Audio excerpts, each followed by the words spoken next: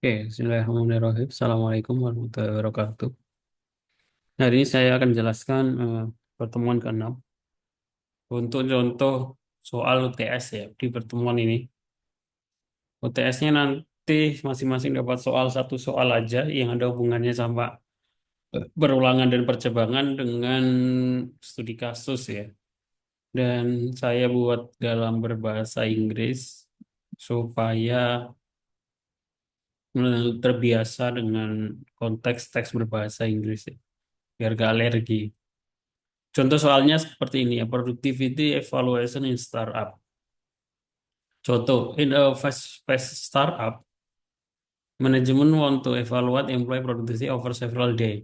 Each employee must report the number of tasks completed each day. Based on this, the startup want to analyze the daily performance and give feedback. Maksudnya gimana? Yang masih nggak paham, saya sarankan diterjemahkan dulu ke bahasa Inggris baru dikerjakan ya.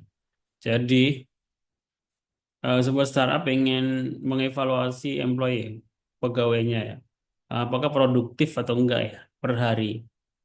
You are asked to create a Python program. Kita diminta untuk membuat program. Yang pertama, ask how many days the employee has worked. Berapa hari pegawai itu bekerja. Kemudian for each day, ask how many tasks that employee completed. Berapa pekerjaan atau tugas atau tes yang komplit ya. Kemudian di print. Jika yang komplit itu lebih dari 10, great job. Jika 5 antar 9, good effort, keep pushing.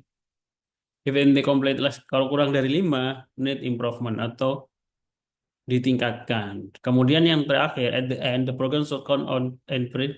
Yang di akhir program harus menghitung jumlah dan mencetak produktivitinya jika lebih dari 10.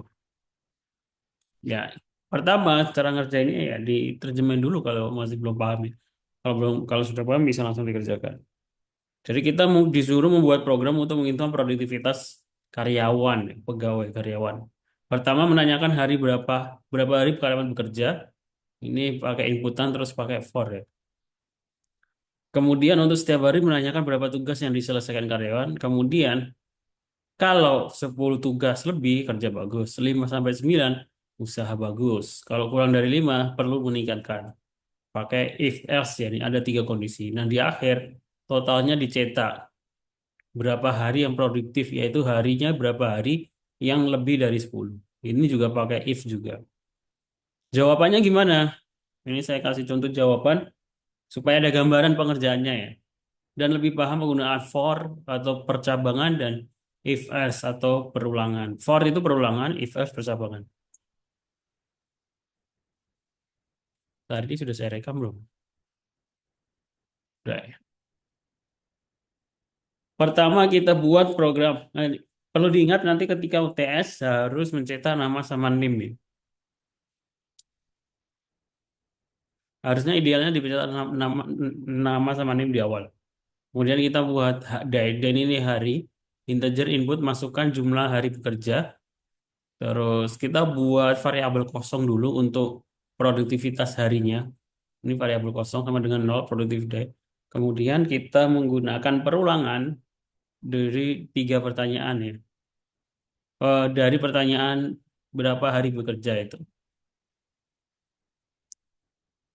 Contohnya jika dia jawabnya itu enter number of working day-nya itu dia ngisi 3, berarti ini for i in rank 1 sampai 3 plus 1 ya. Karena perulangan itu kan sampai batas akhir ditambah 1.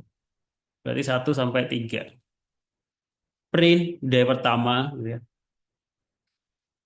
Berapa tes yang komplit dimasukkan ke variabel tes.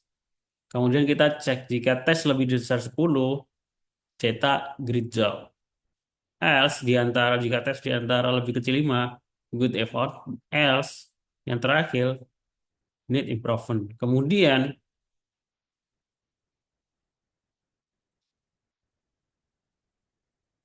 di sini kita tampilkan jumlah productivity karena diperintahkan soal nomor 4 di akhir program harus menghitung dan mencetak jumlah hari yang produktif, yaitu ketika lebih dari 10. Jadi dia jawab Lebih dari 10-nya itu berapa hari? Di sini productivity ditambah satu. Kalau lebih dari sehari. Kalau ini dijalankan, enter number of working, saya isi 5 gitu ya. Hari pertama 12 grid job, 5 good effort, 12 grid job, 3 net improvement, complete. Yang hari kelima 5 good effort. Kemudian di akhir dihitung hari paling produktifnya berapa hari? Ternyata 2 hari, yaitu hari pertama dan hari ketiga yang di atas 10. Secara umum seperti itu ya, soalnya nanti seperti ini. Jadi silakan dipahami. Untuk pengerjaan soalnya nanti waktunya 3 hari. Oke, terima kasih. Saya akhiri. Assalamualaikum warahmatullahi wabarakatuh.